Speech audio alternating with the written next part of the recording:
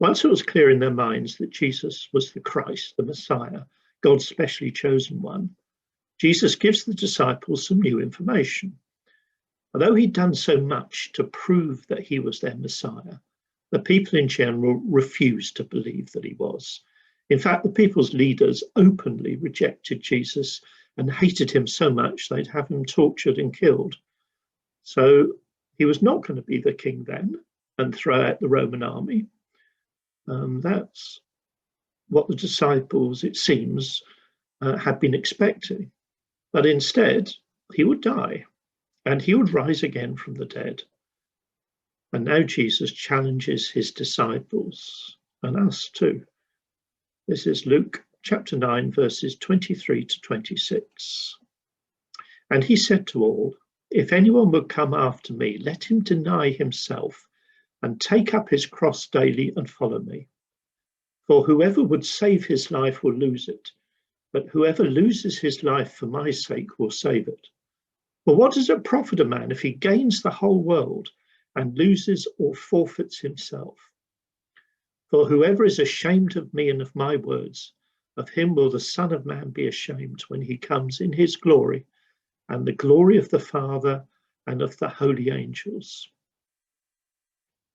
So the Lord Jesus would be rejected. He would suffer and die. And if we want to follow after him, then it involves denying ourselves. Denying ourselves, really, that means putting the whole of our will, all that we desire, into God's hands. I'm sure this isn't just denying ourselves certain things, but letting him have the whole of our will, our desires. And the disciple needs to take up his cross daily. This was a reminder of one of the terrible methods of execution that the Romans employed for those who rebelled against them. They'd be nailed to a wooden cross, nails through their hands and feet, and left to suffer and die in appalling agony. And when the condemned criminal went to the place of execution, he would be made to carry his cross. And all who saw him knew that he was a condemned man. His life was finished. He was about to die. So Jesus was saying that those who wanted to closely follow him had to behave like the condemned man, knowing that they were rejected by society, not having anything really to live for in this world. Additionally, Jesus' disciples had to accept that death lay before him, and it could very well lay before them too. Whoever would save his life will lose it, but whoever loses his life for my sake will save it, Jesus said to them. Rejecting the Lord Jesus to save our lives for what we think of as a good time in this world means losing the real life that Jesus gives. This is life in relationship with him, now and then forever. And Jesus continues with, "Whoever loses his life for my sake will save it." Yes, this could include dying for Jesus, as many of the disciples would later on.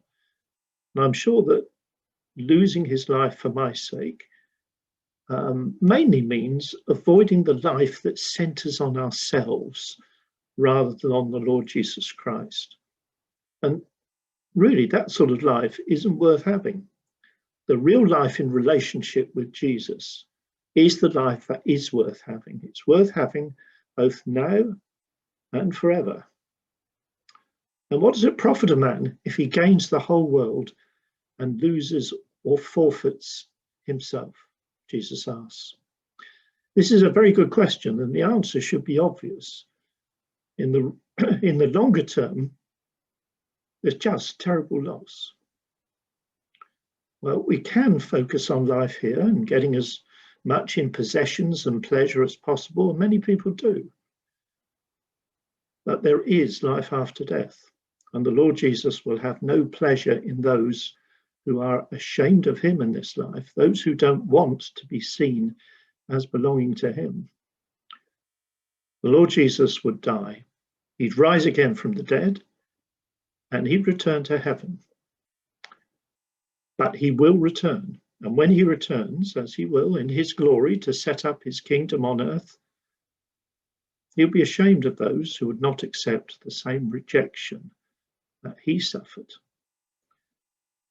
Well, here's something for us to think about.